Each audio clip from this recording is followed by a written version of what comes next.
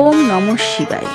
শিব পুরাণ রুদ্র সংহিতায় প্রথম খণ্ডে বলা হয়েছে, মৃত্যুঞ্জয় মন্ত্র জপ করে বাবাকে ঘৃতধারা ভালোভাবে পূজা দিলে এবং শেষে ব্রাহ্মণকে ভোজন করালে সন্তান প্রাপ্তি হয়।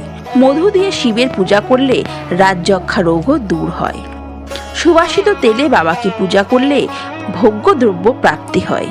শর্করা মিশ্রিত দুধ বাবার পুজোয় অর্পণ করলে বুদ্ধির জড়তা কাটে, বৃহস্পতির মতো উত্তম বুদ্ধির লাভ হয়।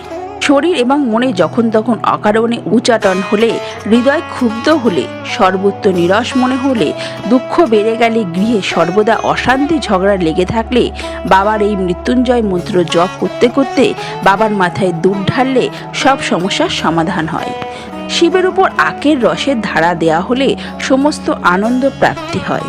শিবের উপর গঙ্গা জলের ধারা দিলে ভোগ ও মোক্ষ উভয় ফল প্রাপ্তি হয়। অবশ্যই শিবের মাথায় এই সব ধারা দেওয়ার সময় এক মনে মৃত্যুঞ্জয় মন্ত্র উচ্চারণ করে দেওয়া উচিত। হর হর মহাদেব।